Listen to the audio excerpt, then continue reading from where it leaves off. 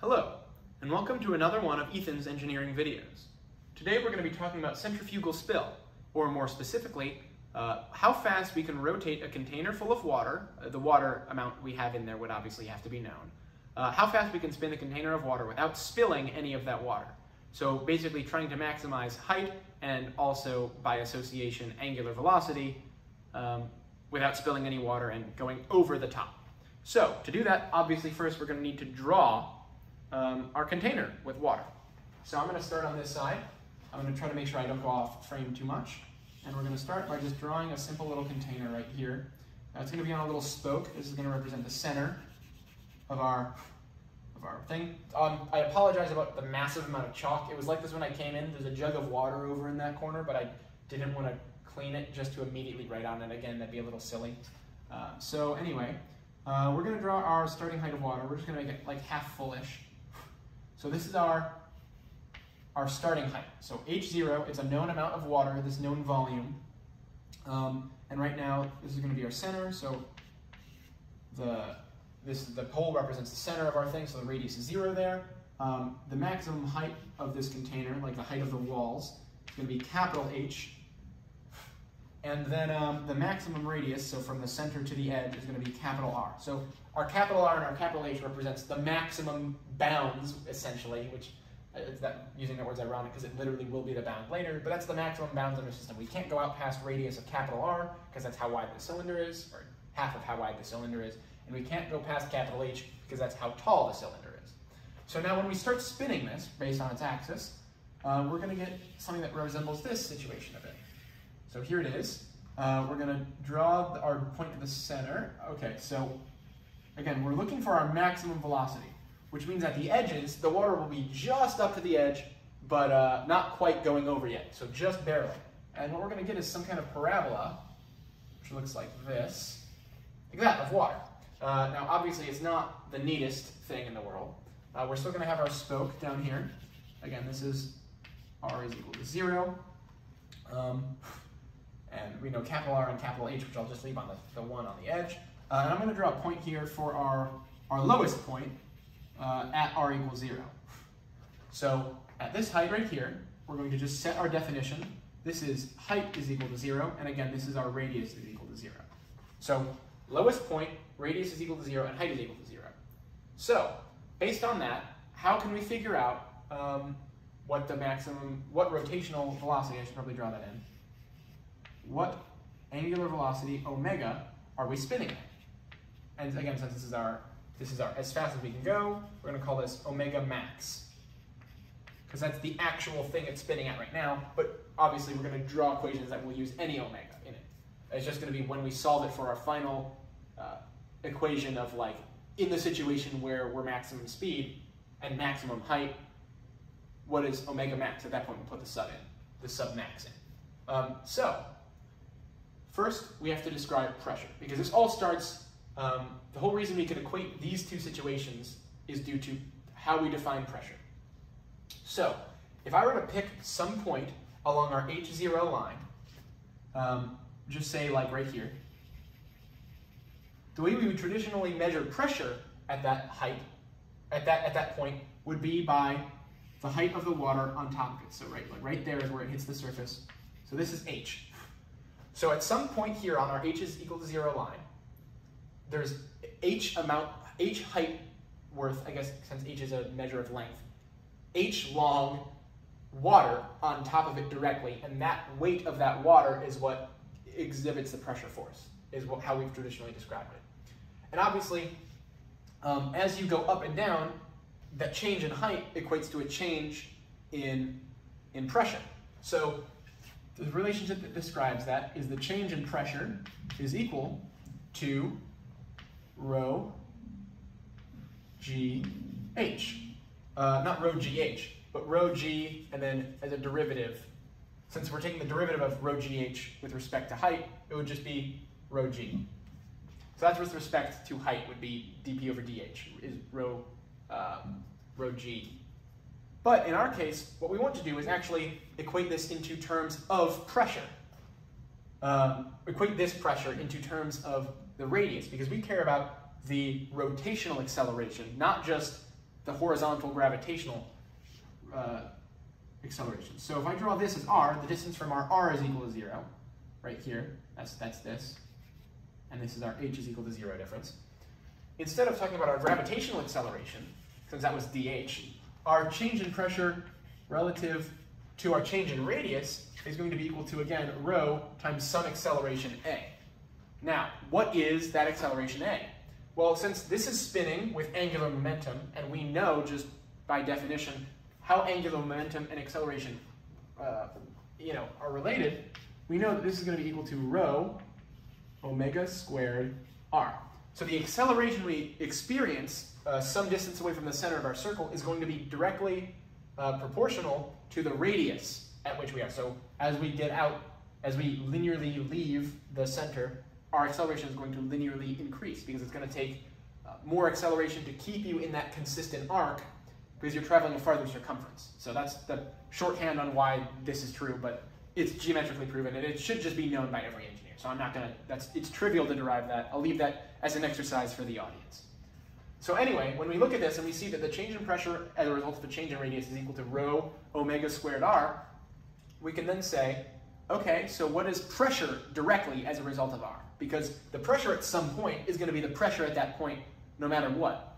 And so the pressure as a result of horizontal pressure from the weight of the water must be equal to the weight, not equal to the weight, equal to the pressure caused by some, angular acceleration at some radius, because it doesn't matter how you calculate it, the pressure is the pressure. So if we can get this in terms of pressure instead of a change in pressure, we're going to be able to equate radius to height, which is going to be really important for the geometric proofs we're going to do later when we actually want to figure out how to measure the water height at this point. Because obviously none of this down here is affected by the change between the parabola and the steady state, sitting water. But we still have to include that water, and so it's going to be a bit of geometric calculation there. So anyway, continuing with this derivation, it's pretty simple. We're just going to move dr over to the other side, and then we're going to integrate both sides, and I'm going to pull the constants out. So that's pretty easy. Our integral, and then we're going to have another integral. I'm going to actually scoot my thing over to the left more because I'm going to have 3 different columns of calculations going. So first thing we're looking at is our pressure. So dP. So the question is, what are our bounds of integration? Excuse me. So because we're talking about a change, we need to know what our initial pressure is and what our pressure is once we move a little bit. So whether we're talking about height or radial pressure, we know that the pressure at the surface of the water is going to be equal to the pressure of the external area. So for our case, we're going to use gauge pressure, so that way we can pretty easily say that pressure external is equal to 0. So I'm going to just call that P1. I'm just going to leave it as P. No, I'm going to call it P1, just to make sure. So the external pressure we can just say is 0 in gauge pressure. So the change from, again, say this height right here on the surface, where the surface would be at 0. And as we, as our height from this to here, this to here, this to here increases, so too does our pressure increase. So our pressure from, from some starting pressure to wherever we end as a result of our change in, as we're talking about radial, our change in radius must be equal to our change relative to the radius. Remember I said they were linearly related. So I'm going to pull our constants out, rho omega squared. We have our integral of our change in radius, so r, and then we're going to pull our dr out. And again, our radius is starting from some starting position, as we're talking about a change from wherever we start to wherever we go. And that difference obviously is the definition of the integral. So from, again, some r1 to some final radius, I'm going to use apostrophes here, and I'm going to use an apostrophe there to make sure we're clear that they're dummy variables, and that what we care about is our actual pressure and our actual radius. So all we have to do is evaluate this integral. It's very simple. This is going to be P minus P1 is equal to rho omega squared is a constant, so it stays out. This r is going to be equal to 1/2 r squared, so I can pull the 1/2 out. So we have rho omega squared over 2, and then this is going to be r squared evaluated from r and r minus 1. So r squared minus r1 squared. So this establishes the relationship as the change in pressure is equal to the change in the radii squared multiplied by the factor of rho omega squared 2, which is the density of our fluid, our angular rotational velocity, our angular velocity divided by 2. So in case of our specific situation, because of the way we've defined everything, R is 0, H is 0, and P is 0, we can just plug those in. So P1 is equal to 0, so that's just going to be P on this side. And we also know that since we're measuring based on the difference between some starting radius here, and again here and here, we know that radius 1, which is our center radius, is equal to 0. So that's going to be a 0 in there, so we're just going to be left with rho omega squared over 2 r squared. So you might say, okay, great, so now we can figure out the pressure at any point along this line here with regards to the radius. And that's great, because that's exactly what we want. Because, again, as we said earlier, no matter how we, no matter what equation or set of thoughts we use to measure the pressure at some point, it has to be internally consistent with itself. So this must be equal to the way we calculate pressure vertically with regards to h. So the way we do that is obviously just rho gh. So if you're looking at this, getting everything in terms of just r and h is pretty easy because everything else is a constant and some of them cancel. So we see rho cancels with rho. So now we're just going to move everything so we have h as a function of r. So h as a function of r is going to be equal to, well, we're just going to divide both sides by g. So we have omega squared over 2g r squared. So this right here tells us what the height of, based on this h0 line, a line lined up with the bottom, like I almost said the bottom of our meniscus, which I guess it technically is. So the bottom of our meniscus here, which is that parabola formation, that being h of 0, the amount of water above that bottom point is going to be equal to the radius squared multiplied by omega squared, the angular velocity, divided by 2 times gravity. So that's great. We can now relate the amount of water above our certain 0 point with how far out towards the edge of the circle we're going, which is good because we're going to need to do that to identify maximum height and a whole bunch of other stuff. So now that we can do that, we should start looking to that height question. So how exactly do we define the maximum height? Like so much water till it's right about to spill over but doesn't quite, so that's our maximum angular velocity. Well, we can do that with regards to our capital H. So we know that the maximum height of the entire container is going to be equal to h. So we want our water level to reach up to h exactly, but not be greater and not be less, because if it's less, we can spin faster and it will get there, and if we spin too much, it will go over. So we want h to be exactly equal to, well, you'd think, okay, well, the starting height, 0, plus h as a function of r, and since we're talking about our maximum radius, we want it to be all the way at the edge. We want the maximum radius to give us that height. So we want the maximum radius, the height at the maximum radius, the very edge of the container, plus the starting height to be equal to h, which is what you'd think. But that's not true.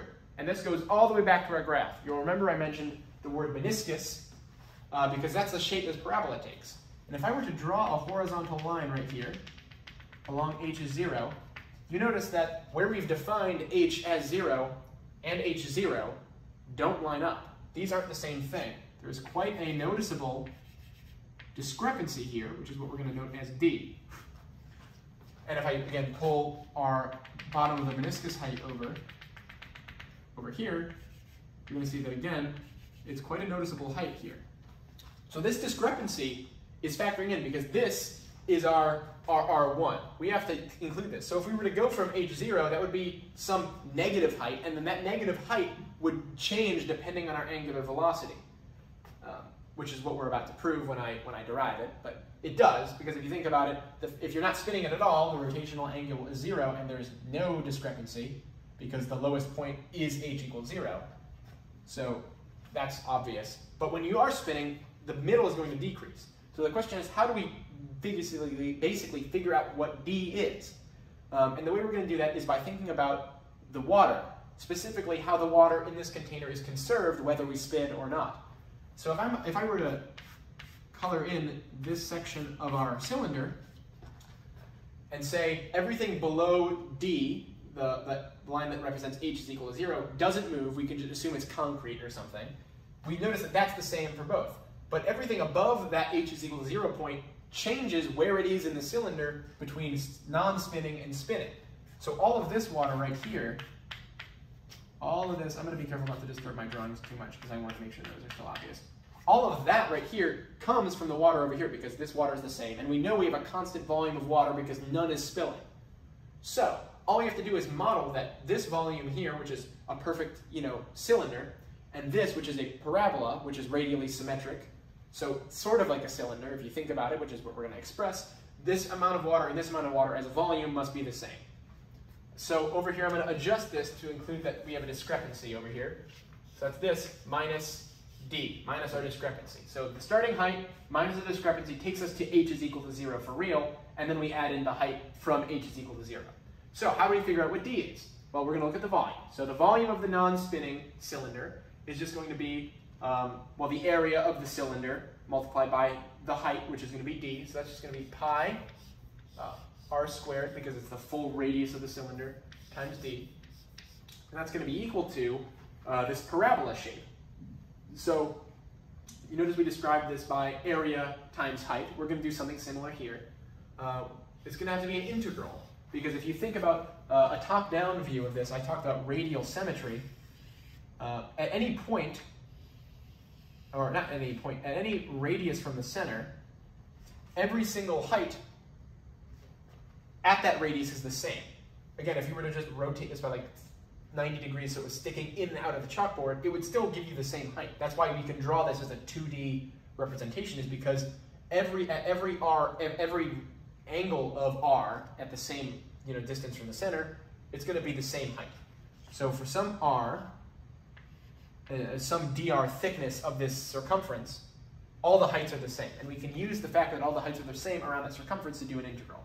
So since we're going to be looking at radius, we're going to be going from the center to the edge, from the radius 0 to r, and now all we have to do is add up those circumferences, because the sum of every single infinitely thin circumference across, I guess, the radius of the cylinder will equal the volume of the cylinder. So the circumference of a cylinder is just 2 pi r, and then the height of that, because that's a circumference, the height of that is going to be h as a function of r, and then dr, because that's the thickness. So we have the circumference, the thickness of the circumference, which gives us an area, times the height, that's a volume. So this checks out. And we don't have to use dummy variables, because we're going from two constant, from 0, a radius of 0, and a radius of capital R. So there's no dummy variables, because we have solid concrete bounds of integration. These are both known constants. So all I'm going to do is I'm going to evaluate this integral, and I'm going to cancel the pi's too on the next one. But yeah, I'll just cancel them right now, because I don't want to deal with them. I'm going to pull h of r into this function, and then I'll evaluate it, just to make sure I don't get confused. So I have r squared d is equal to h of r. So h of r right here is going to be omega squared 2g, omega squared over 2g, so that and the 2 are going to cancel out. So we're just going to have omega squared over g. And we're going to have our integral from, again, 0 to r. And this is actually really small writing compared to everything else. So I'm going to make it a little bit bigger.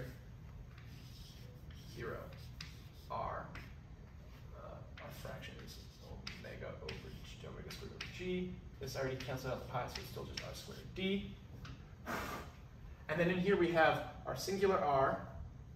And then we have h of r, which is an r squared, times r squared, still dr.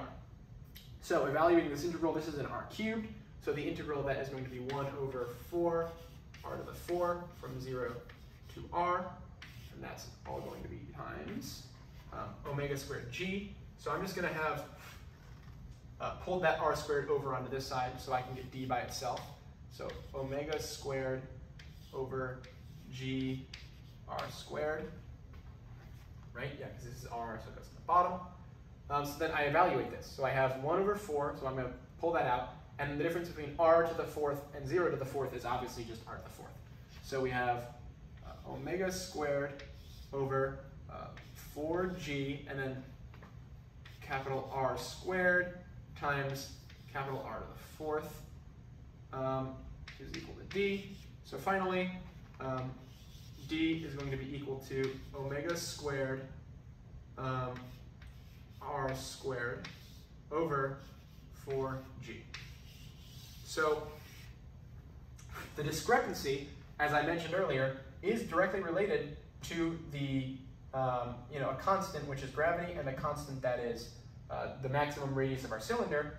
and also directly related to the angular velocity squared.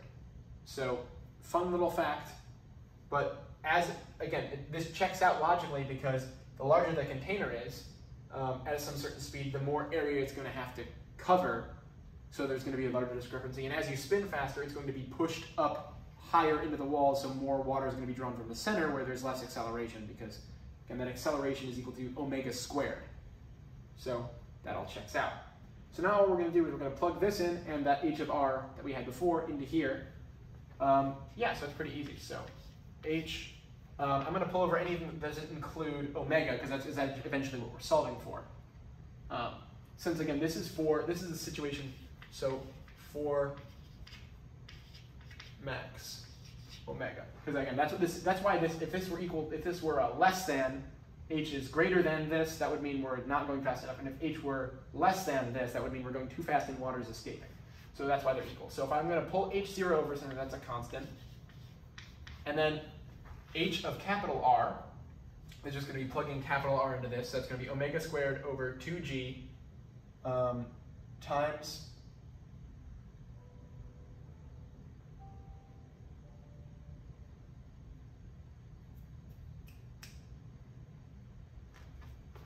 okay, I don't know why I ignored this 2 right here. There should still be a 2 in this part, because I was looking at this, and these fractions, omega squared over 2g and omega squared, is supposed to be over 2g because they're supposed to combine.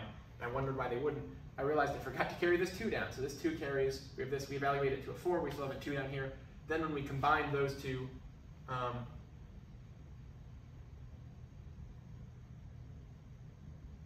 the 2 is supposed to be on top as well. That's the other thing. I should make sure that's correct. It's a 2 up top. Then when we pull the 1/4 out, we get a 2 on the bottom. This is also a 2. There we go. Now these fractions add up. So h of r is just going to be omega squared capital R squared over 2g minus d is going to be, no,